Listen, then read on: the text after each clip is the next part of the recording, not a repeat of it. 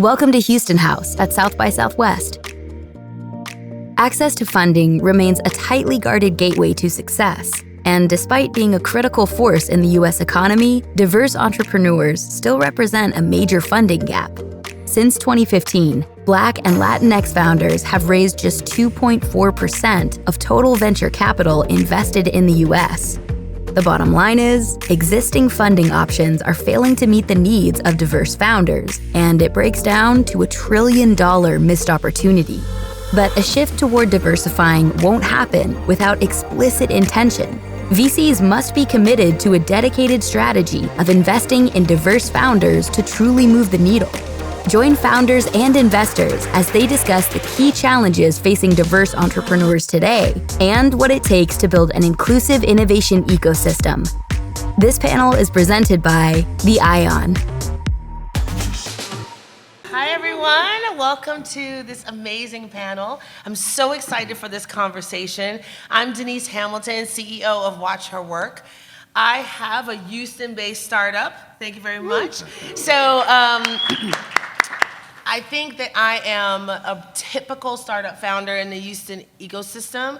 I was born in Jamaica, grew up in New York, I've lived in LA, I've lived in Miami, and I've chosen Houston because Houston is such an amazing, dynamic place to live. And I am thrilled to see the evolution of the startup ecosystem. I started before all these cool kids kind of entered the space. And so I'm anxious to hear more, and I know you are too, about how we can continue to support this critical population in the country's most diverse city, right? So I want to introduce our fantastic panel. I want to start with Felix Chevalier and have him introduce himself. Sure. So good morning, everyone. Thank you for the Houston House for hosting us. We appreciate the Ion sponsoring this event. My name is Felix Chevalier. I am from New York originally, but been in Houston for some time. And I'm with Urban Capital Network, which is a management investment firm. We do venture capital from seed through Series B and C. Thank you. Good morning, buenos dias, and also howdy for my fellow Aggies. So my name is Jesse Martinez. I'm actually born and raised in Houston. My mom still lives there, and I'm actually making my way back to Houston this month. So I've been in San Francisco since 1997. So that was my introduction to the world of tech, startups, Silicon Valley, and especially stock options. So I'm a 4-time founder. I'm also the founder of Latinx Startup Alliance. So that's my nonprofit focused on supporting and championing Latino tech founders.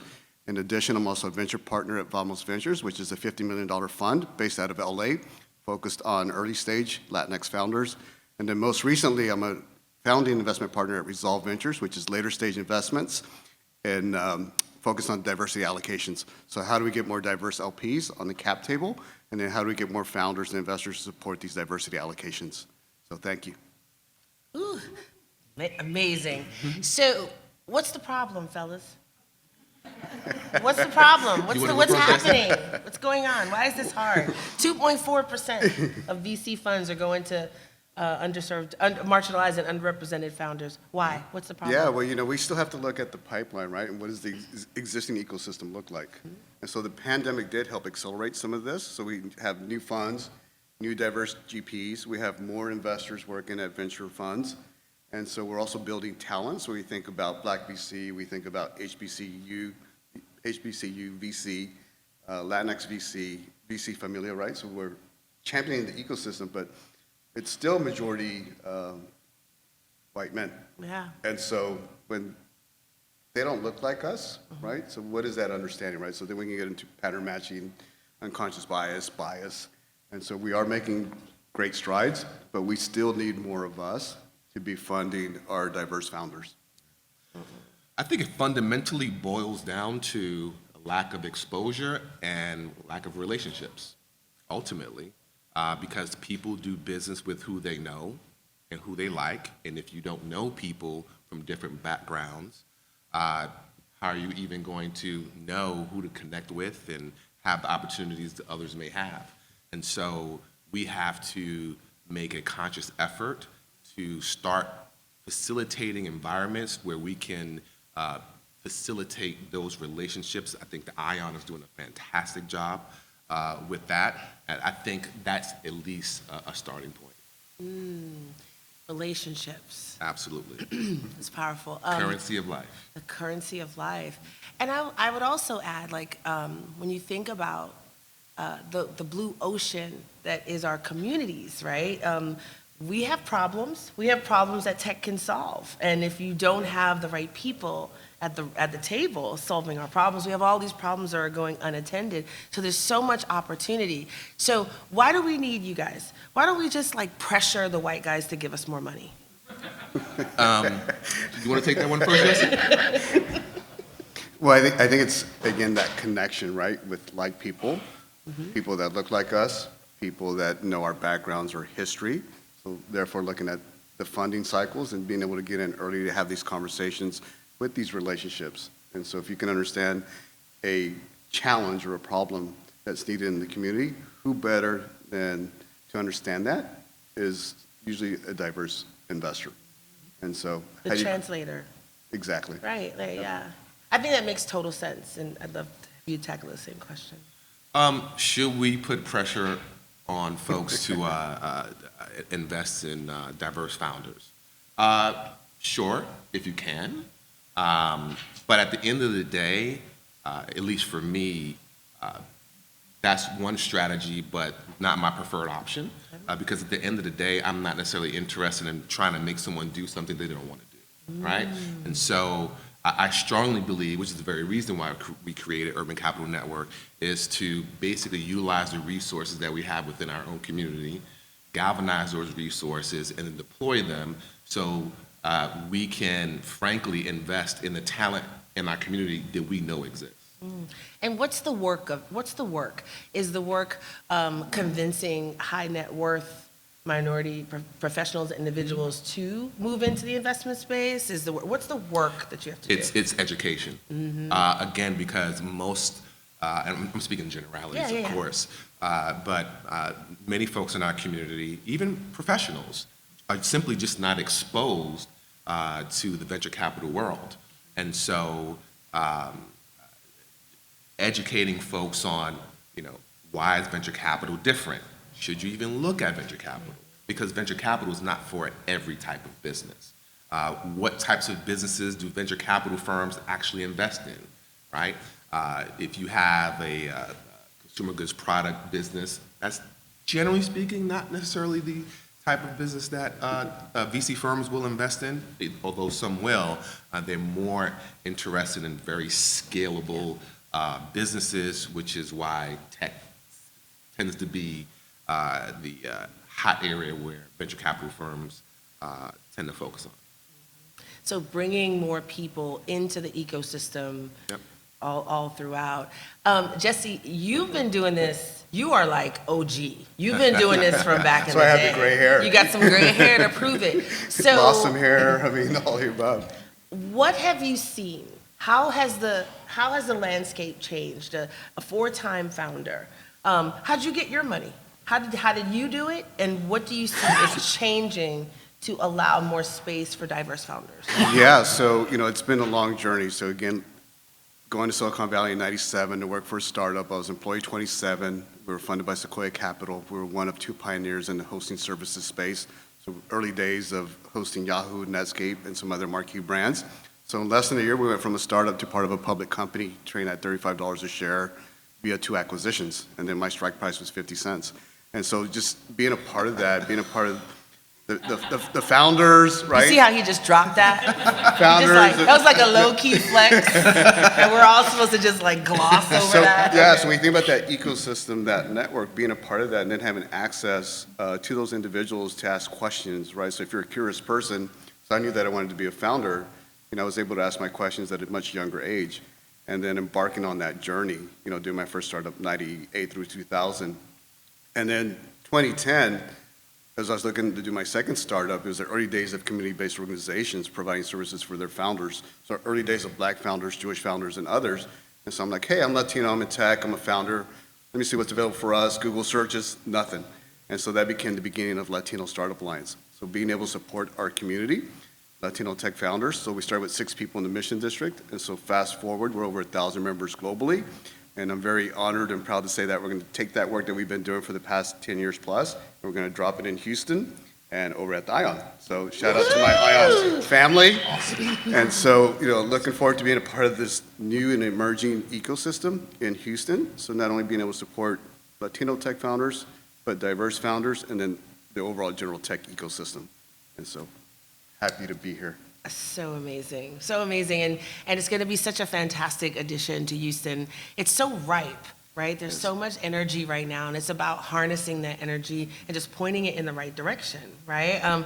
My journey in tech in Houston has been really interesting in that people are trying to figure out, like, who are you? What do you do? They don't always understand. They may understand oil and gas. They understand health. They understand other spaces, but what exactly do you do? And so telling that story and having vehicles that can tell your story, like in spaces like the ION, and I just love to see the maturation of the space. It's so powerful. And so somebody is watching this, listening to this, and they're thinking like, I want to be a part of this, and I don't know where to start. What are we doing to onboard talent, to pull people maybe out of corporate America that are experts in their field and could kill it in tech if they would step in? Like, how do we pull more people that are qualified and have the goods to come into this admittedly risky space? Yeah. And so as a culture, right, we're risk adverse as Latinos and other diverse communities. And so how do we create that awareness, provide the educational piece, and then also the support and resources? So people that look like them, we're here, we're doing it. Some of us have had some exits. And so creating that space, safe space, that we can share, mentor, be advisors, and then ultimately provide capital. And so looking at like the ION, like how do we create those monthly events where people know where to go on a monthly basis to find programming that can support their work or their venture? I love that you said that, because I think sometimes we focus just on the money, and it's psychosocial, it's 360, it's support, it's, if you are a highly skilled, highly talented Black or Latino professional, you can literally go anywhere, right? You can do anything. So sometimes the challenge is the danger of a lesser goal, right? Because something is easier to reach and grab than to do this thing that is so risky and so complex. And there's a story in the ethos, right? You're not gonna make it. They only give us 2% of the funding, and you're gonna. How do we overcome the narrative and that fear? And what are you seeing in the folks that you're working with? Yeah, I think it's just a matter of, so all of that is very true. And the way you start to dissolve that fear for folks, for example, who may be in the corporate space and are looking to spread their entrepreneurial wings, is to just get involved in the ecosystem. Get on Google, figure out what's going on in your respective market, and just attend events. Yeah. And what ends up happening is you just bump into someone who you may know, or someone who may be from the same town that you're from originally. I mean, you just never know. Yeah. All you have to do is immerse yourself into the environment. And once you take that first step, what typically happens is the universe helps you take the next. I'm an absolute testament to that. I literally came to South by Southwest and I was like, I'm doing it. I bought a camera at the expo and I started WatchHerWork. Like, that's literally what happened. Wow. Literally, that's what happened. And I think this idea of immersion, and I think that to an extent, we get overwhelmed. We have more information at our fingertips than we've ever had at any time in humankind, right? In human history, we've never had this much information. Too much. And it's too much information. And so you're like, what's the right thing to do? You're concerned if you're zigging and you should be zagging. And so groups like yours that really kind of shepherd, it isn't just the money. Like, it is the money. You need the money. Let's be very clear. You need the money. I don't want to, don't take me out of context. It is the money. But I also want us to understand that it is the wraparound services as well. It's the support, it's the understanding. What are y'all doing with that? Absolutely. So, for example, with Urban Capital Network, of course, money is important, but we know that it's much more than money, particularly when so for example, one of our funds is specifically dedicated to investing in Black, brown, and women entrepreneurs. And again, because we often have a lack of exposure, that means we need additional education, right?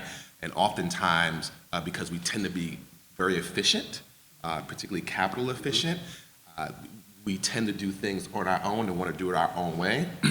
And we have to take that extra step to, frankly, educate folks, okay, we understand this is the way you've been accustomed to doing it, but to get to the next level, you're going to have to do some things that you've never been exposed to before. Right. And frankly, here's some things that others may not be comfortable in letting you know. Perfect example, a few weeks ago, I had a lunch with a friend of mine from Chase Bank, and she was telling me that she met with a group who was actually on Shark Tank. I'm not going to mention who they were. And they were looking for a line of credit for $500,000. And she goes through their pitch deck and she says, I'm not going to introduce you to the people who you need to talk to because you don't need $500,000, you need $2 million. Yep. Right? And they did not understand what she was trying to explain to them. And she was actually helping them.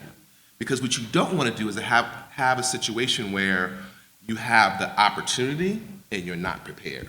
But we're afraid of debt, Felix.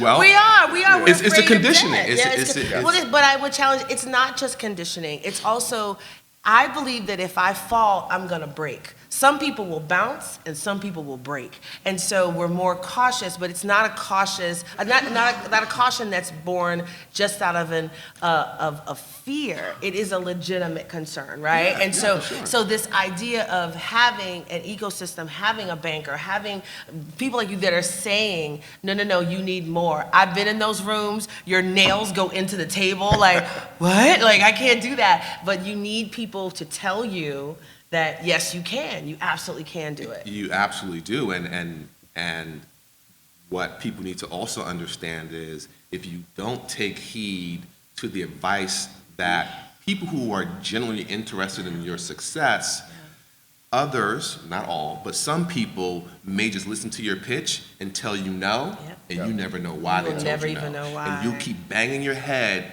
every place you go and wondering why. And oftentimes because some folks are just not vulnerable enough to receive good counsel on ways that they can advance their business. Absolutely, and I know you're seeing that. Well, I mean, to Felix's point, the magic word is coachable. Yeah. And so if you're not coachable as a founder or founders, then it makes it very challenging. So you may never get the funding. So that's what we look for, right, as advisors, as investors, is this founder coachable? Will they learn? Will they take the advice? Will they go talk to others and see where that advice lands, right? Is it in the middle? Is it far left, far right? And then what do they do? And so, thinking about that, it's like the founder needs to understand. And will they learn quickly? Will they iterate? Will they pivot and move on to the next thing, scaling their business? That coachable word. Coachable. Oh, and the other one's fail fast. Right? Yep. So talking about diverse communities.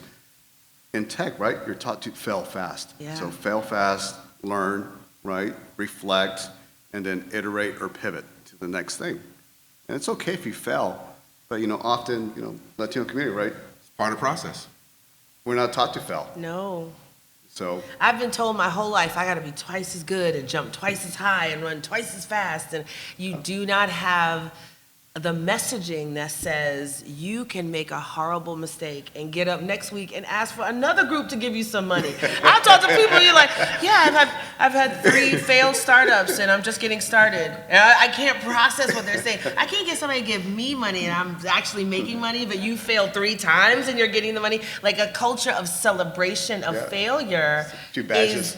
It is like, it rips your heart open because you're like so antithetical to how we are socialized. So you've got to really push past that. And so when you say coachable, Jesse, what does that mean? Like, break that down a little bit more for me. Because I've got to be fearless. I've got to take this incredible risk. I've got to believe in myself. I've got to be confident. I have to not let people tell me no. I have to push through. But then I have to listen. You see, like it's a little contradictory. Yeah, and so, for myself, it's really, talking to the founder and seeing how they take in the information, right? Do they go do the research? Do they spend the time? Do they understand who their competition is? Do they understand what the current landscape looks like from a funding perspective, right? Who's been funded in a similar space, and then by what investors? When they're talking to investors, are they aligned with the investors? Are they talking to the right investors? Because usually that's a big, happens a lot where they're not aligned, right? They're talking to the wrong investor. And then asking more detailed questions just around the fund. Well, how much has been allocated? How much is left, right? And then what's the decision-making process? Is it a committee? Is it a couple partners? So there's all these questions you need to ask as you're going through your journey to better understand, okay, am I talking to the right investor? Am I in the right fund, right? And then how long is it going to take to get a decision?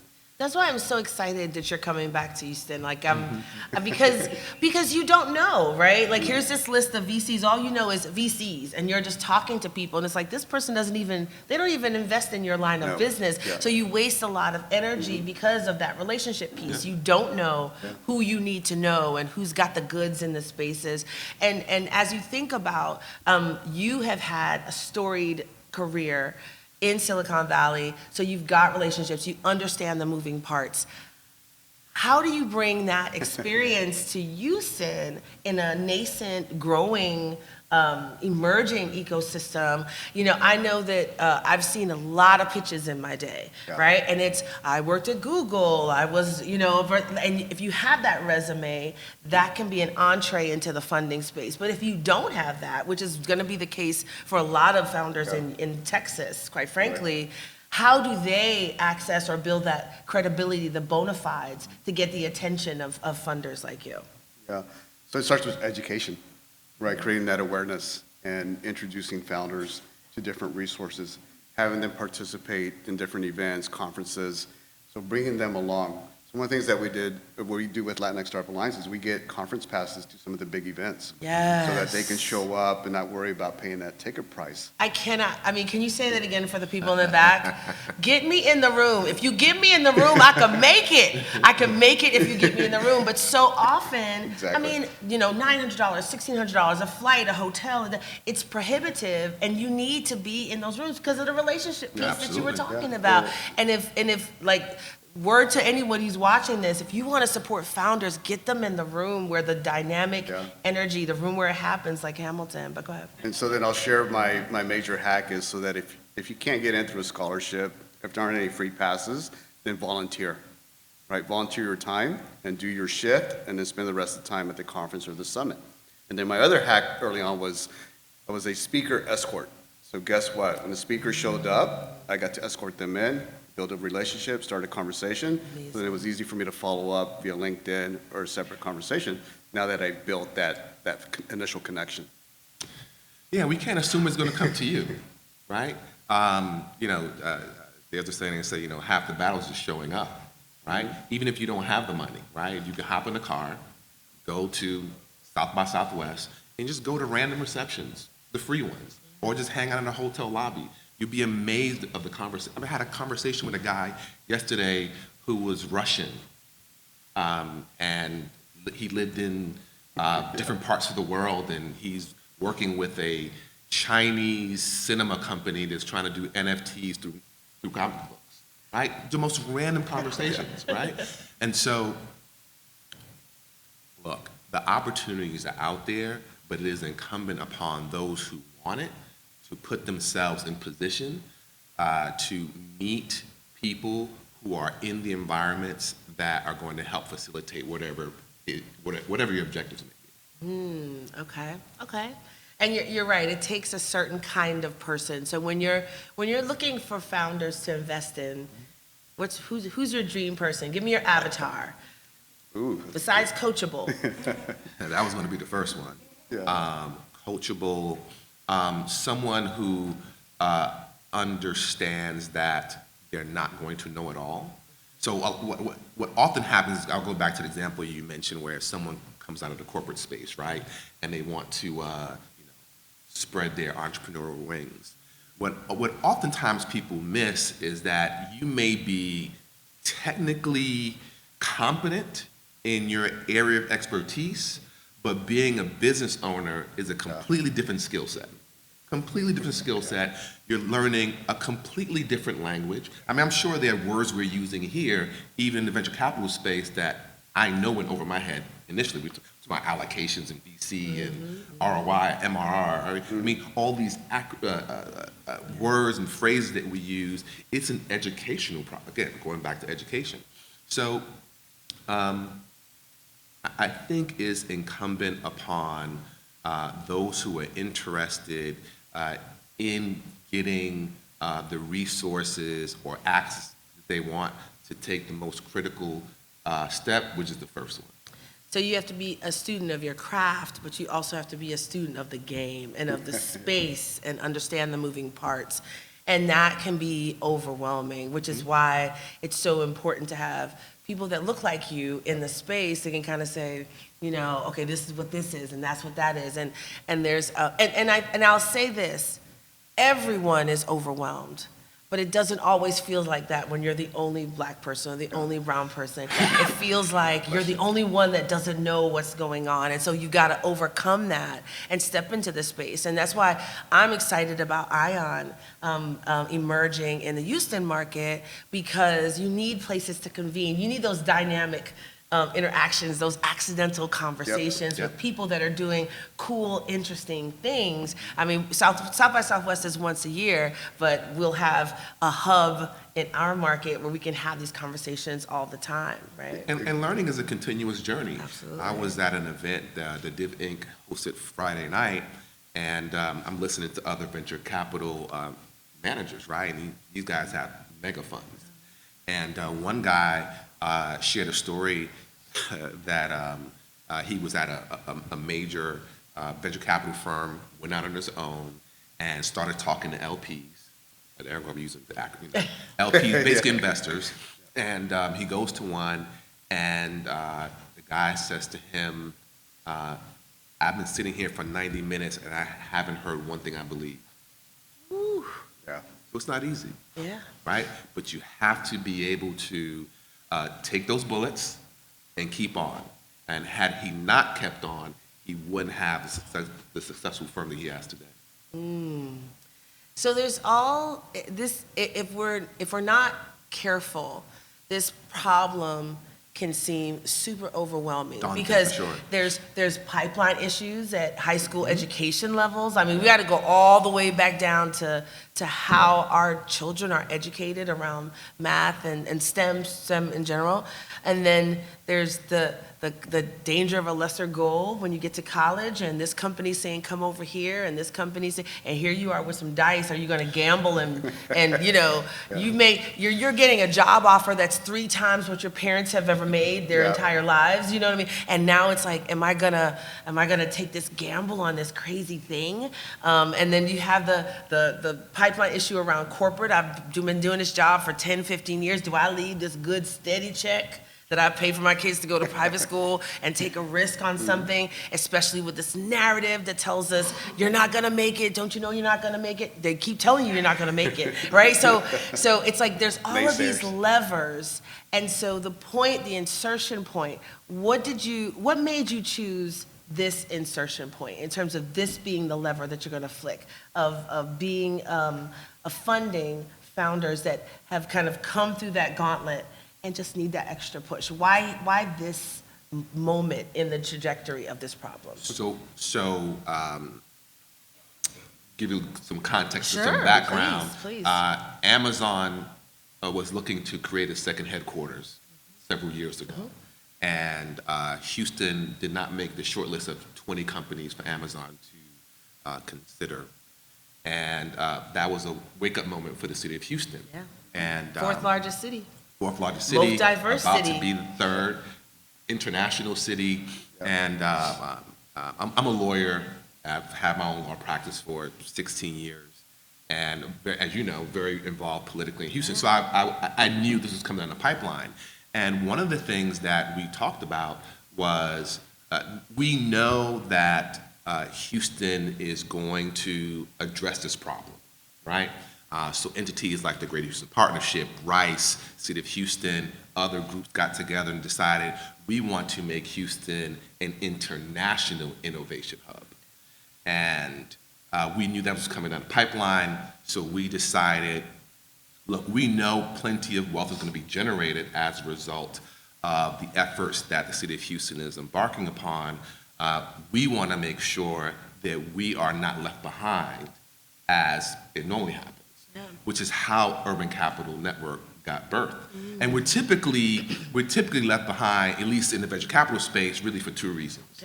One, we don't have access. We don't even know who the venture capitalists are, right? We don't, by the time we normally hear about some of the companies that they invest in, we're downloading them on our phones. And by that time, you miss the big wave where wealth is actually created. So access was number one.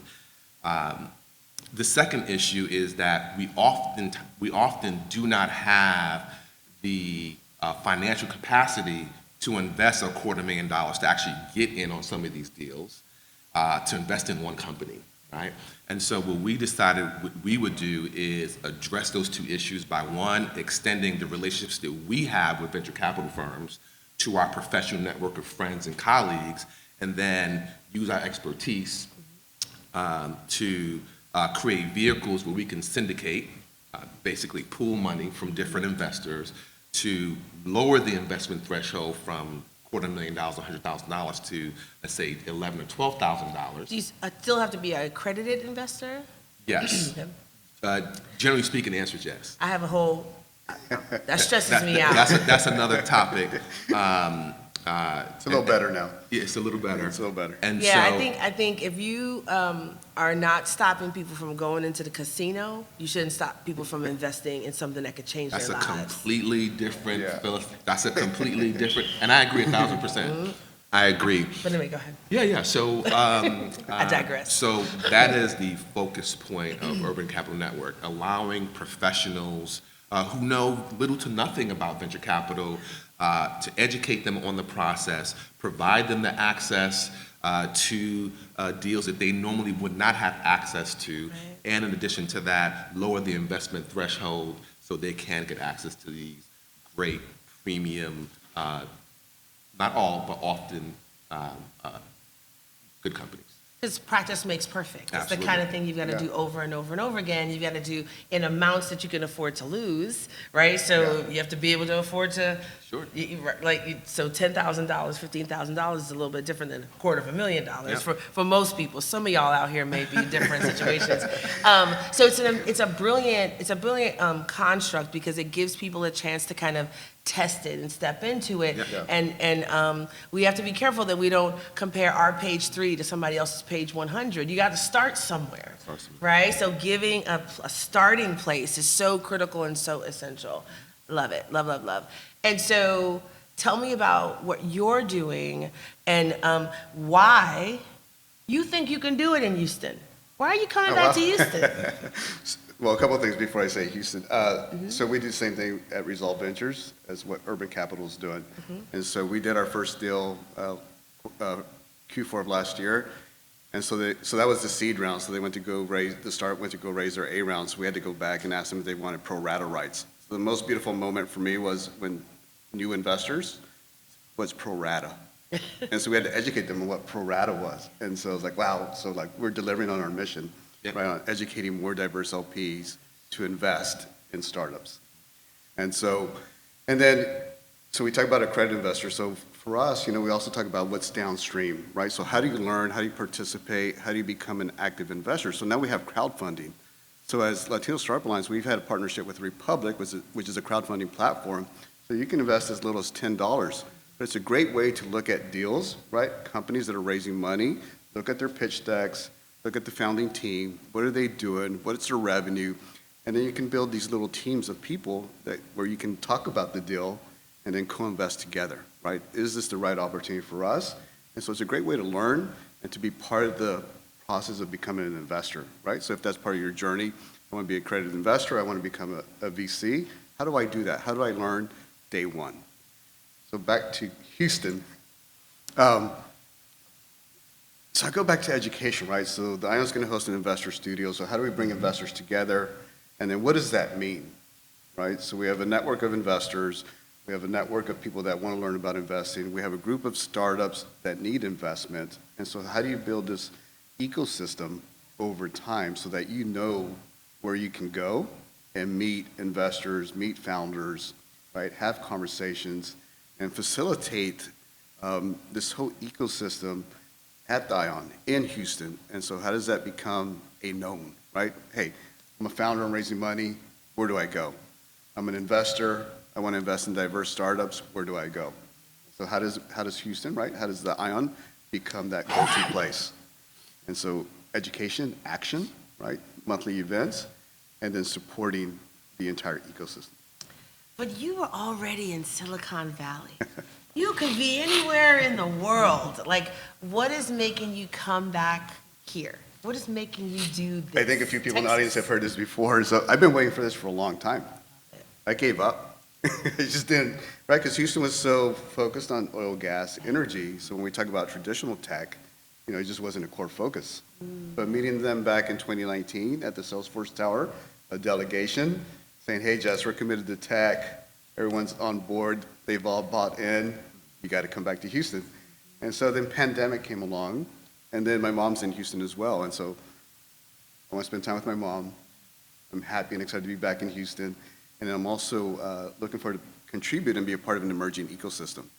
Like, how You're many a chances do you get to do that? That's right. That's Right? right. You're a builder. And so- How is that? Can you tell me, from your perspective, how has the pandemic lowered some of these boundaries or removed some geographical lines? Like, what do you see the impact being? It's funny, we keep talking about the great resignation, but I call it the great renegotiation, because really what we're seeing is everything is moving, everything is in play.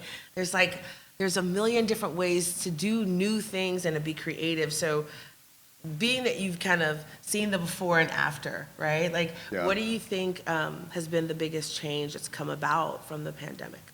So two things, distribution of capital and then distribution of entrepreneurship, right? Because now you have these emerging ecosystems across the US. Some are a little bit further along, some are just starting. And so now you have talent that can be a part of these opportunities. And so now that I'm in Houston, what's going on in Houston, right? How do I plug in? Who can I learn from? So you're seeing that across the US. And now you eliminate that old adage, right? Like, oh, I have to be in the Bay Area. I have to be in Silicon Valley. Now I can be in Atlanta. I can be in Miami, right? I can be in these different locations and have access to capital and resources. And talent. Talent's the huge Right. one, yeah. And I think this idea that you can aggregate the talent, because I think there's always been incredible tech talent in Houston. They just were working remotely and they weren't plugged into Houston businesses. They weren't, there wasn't some kind of coalescing, convening space that all of these folks were kind of laser pointed in one direction. So when you think about the Jesse used the term, the founding team. And I wanted to talk a little bit about that as you're looking at investments and looking at people that you want to take a risk on. We talked about being coachable in the founder themselves, but tell me about what you're looking for in those founding teams and what the key ingredients are. And you both are doing straight tech, not necessarily tech enabled. And I want to talk a little bit about that. You want to talk a bit? So I'm glad to hear you say team. Team. Because many, not all, but many investors will be apprehensive to invest in an entrepreneur who is a solo entrepreneur. Yeah. Because things happen, right? And so you can't be everything. You may be proficient in sales, but you may lack in technical skills. And if you don't have the capital to create a product, oftentimes what savvy or smart founders will do is partner with someone who has the technical ability to develop an app or whatever the case may be, give up some equity in their company so they can get further advanced. Okay. Yeah, the founding team is so important, right? Because it also shows leadership. So as the creator of the idea, can you bring on more people to support and champion you and the idea that you have at hand, right? So the investors will look at that. And then what are the dynamics between the founders? Is it a short-term relationship? Is it a longer-term relationship? How did they meet? How did they know each other? And so there's all these little key questions that you ask to find out, to just dig a little bit deeper on the diligence side. The other thing, as far as like coachable, the next thing is really the pitch deck. So a lot of people underestimate the value of a pitch deck. So I look at it as like the golden ticket. So for me and a lot of investors, it's like, send me your pitch deck. And based on that response, right, you can understand how far along the founder is in their journey. And then once you get the pitch deck, it's being able to see, is it a short pitch deck or is it like 50 slides? Mm-hmm. And so you start to understand, can they convey and articulate what they're working on? So it's really hard to put in 10 to 15 slides. And so what I try to do, if they're lacking in some area, then I send them resources. Like, okay, here's how 500 startups do it. Here's how YC does it, right? Here's some great examples so that they can learn and see like, okay, well, this is the pitch deck. Here's the 10, 15 important slides that you need in order to convey your business. Such a good example of something that isn't intuitive, right? Like you think, oh, just give all the information, give us as much information you get. Like it's not intuitive. You need somebody to say, hey, this is what we're looking for, right? He's taking it a step further though. Yes. Because many men will not do what he just said. Yeah. Right? And get feedback. They'll just write it off. Yeah. Or some people may send an email, like we were talking about this Friday night, and one of the VC managing partners said, if I get an email and is completely incoherent or you're not to the point, I'm going to completely disregard it. And I'm going to disregard it because if you can't send me a simple email clearly stating what your value proposition is, then I'm going to believe that you can't communicate the same value proposition to your customers. Right. And when I hear, it's so funny, as a founder, when I hear these things, I hear it through a totally different lens. Yeah. It feels very pattern matchy, it feels very fit, and which is why we need translators. We need people who are like, okay, this is what they want. This is what they're looking for. Because even like, you know, I am a solo founder. I was a, yeah. And what's the next question? Are you technical? I'm kind of technical. No, but I remember I met with multiple technical co-founders, and God is my witness. I would love, your idea is amazing. This is phenomenal. I think it could change the world. Because you're a black woman, you'll never be able to raise money. I can't bet on you. I can't bet my technical. I have this time and this energy. I gotta bet on somebody that can raise the money. And this other guy, he's gonna, have an app called Ding Dong to ring the doorbell. But he can raise money, and you're not gonna be able to raise the money. So it's really like this idea of like what comes first, the chicken or the egg, and how you have to have a comprehensive approach to all steps along the journey, right? And I'm so glad that y'all are gonna be like at this juncture, and that the ION is gonna be convening different folks at different resource points, because it becomes this weird kind of self-fulfilling prophecy. Yeah. You cannot convince me that Mark Zuckerberg was super articulate and very clear. I don't believe you. I don't, right? But this is a really, really important point. Yeah. This is a super important point. I don't want any charity. I don't want any, overabundance of kindness. Scaffold me the way you scaffold Mark Zuckerberg.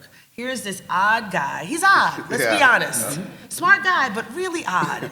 And they matched him with people that would supplement his shortcomings and scaffold him. That's, if you take one word from today, if you are gonna be in a ecosystem that is starting out, that is nascent, that is stepping into this space, you've gotta have structures that explain why the pitch deck has to be efficient, why you need a team, helps people find teams, is interested in matchmaking to help that process along. Like, we've gotta not focus just on the money piece, but on this whole psychosocial 360 wraparound if we're gonna be serious about it. Just give me what Mark got. Promise? Okay, that's all I want, guys. Yeah, so to add to Felix's point, the other thing around the pitch deck Yeah. and just communication is grammar. So you gotta have great grammar, otherwise they just flush you out. And so I'm okay at grammar. I wish I would have paid more attention in school. But, I make recommendations to founders. So if I see a lot of mistakes, I was like, dude, just get Grammarly. Like, Small things, but Small small things. things that make a big Yep. difference and keep you out of the game. They sure do. Yeah. they add up. So, oh my gosh, this time is flying. So you believe this can be done in Houston? Absolutely. You believe that we can be an innovation capital, an innovation hub which we already are in energy capital of the world, and then Bioscience. #1 medical center in the world, largest in the world. Like so, and we've been innovating. It's not anything new in terms of innovation, but that innovation is not commercialized generally in Houston. So how do you see that changing? And how do you see, in the most diverse city in the country, Black and brown founders being a part of that commercialization in Houston? I will say that Houston has to do it. And Houston has to do it because by Houston is demographically representative of what the United States will look like in 2040. And if we don't get it right, and we will be a model. Yeah. We will be a model of failure or success. Right. Right? And so we have to get it right. We've gotten it right in the past in other ways. Yeah. I think that we are taking incredible steps towards getting it right. I talked about how when Amazon backed up Houston got together and said, okay, what do we need to do? They commissioned a major firm to do an analysis. They provided a bunch of recommendations, actually Accenture, and a number of the things that were recommended are already in place. The Ion being an example of it, 300,000 square foot facility in the middle of Midtown Houston. A fund of funds created in Houston and other things. So the major building blocks for a thriving ecosystem is certainly underway, and you can see that groups are being intentionally they're being very intentional about being inclusive in the process, and that is a great thing to see. I'm particularly encouraged by that because I think you can't be intentionally exclusive for hundreds of years and then be accidentally inclusive. That's right. Right? That's right. This is something we're going to have to undo. There's damage that has to be undone. Specifically in Houston, you think about whole communities that were split in half and broken down by highways. And like this just legacy of damage and harm, and you have to undo that, right? You have to put the effort into undoing it. So when you think about the future, and you think about being a builder and stepping into this new space, like what do you think is possible? Great question. I mean, I think I echo everything Felix said. And so, but at the same time, we have to hold each other accountable. And so, again, we got to find our tribe, right? So we have all the pieces, we have all the entities doing the work, and then we're creating a hub. And then who's in that hub? Who's there day one, right? Who's showing up day one? Who will show up in a year from now? And then 5 years. So it's going to take time. But we have to be very intentional and also hold each one accountable. I love that you said that it's going to take time. Yeah. Because I think sometimes we want to just add water, light switch. We really do. And it's like, it does take time. But it's weird because the time passes. I'm like, I feel like I just started my business a year ago. And I'm like, what? It's been so long. But it really takes that commitment. And you both are seeing the commitment coming from. Absolutely. I love that. I love that confidence. You see how they nodded? Like, yes, they're seeing the confidence. It's my hat's off to Jan and other folks at the Ion. We both have an office at the Ion. I got to get an office at the Ion. But folks like Jan, Like, call me. and Joey over at the Ion, Danae, Yep. they have ongoing programming. Yeah. In fact, some of the initial programming that they've had at the Ion is intentionally geared to diverse groups. When you walk through the Ion, you see it, Yeah. right? Because you got to see it to believe it, You right? gotta And see you it. got to see it to be it. And it's very obvious that they're intentional about it, and that's why I think we're so enthusiastic about it. Love that. I'm hyped. Y'all got me hyped. I already live there and I'm hyped. We want to leave a few minutes for any questions that may be in the audience. Your point about psychological safety, to me, it's far more important than the money. For me, I've been able to take leaps and risks because I knew I could either go back to where I was, but I also had a very strong support system. So I want people to understand that is the most important thing about doing this. I know that I want to be a serial founder. I already see that. Problem is, multiple VCs are saying, come here, come here. I'm actually sick of being the only one. So what I want to ask is, and I agree, Houston, that's like the place to be, and it has the people who look like me. So number one, do you guys have a cohort system? Because now I love actually doing things as teams. And multiples of us being founders and learning together and teaching each other, to me, that's a perfect model. And then the second question, maybe specifically to you, Jesse, is around this idea, I could stay where I am, I could be a founder first there, and then come to Houston, versus should I come to Houston? I know about all the perfect storms. I grew up in Fort Worth, trained in Houston, so I know about all that. So I wanted to get a little bit of perspective on those two things. Oh, so resources, if you're particularly in Houston, there's an accelerator called Divic. They're based in Austin. They now have a group in Houston, office in Houston, so that would be one of many groups you can start with. And there's formal and informal. Yep. There's tons of informal. Like Yeah. I have a cohort of founders that I work with that are national, international, that are really, really successful. They're all based out of Houston. So I mean, I think there's a lot of ways to skin that particular cat if you wanted to skin a cat. Yeah. I mean, yeah, and so you just have to find your tribe, right? So that's very important. So where you are, is that the right tribe?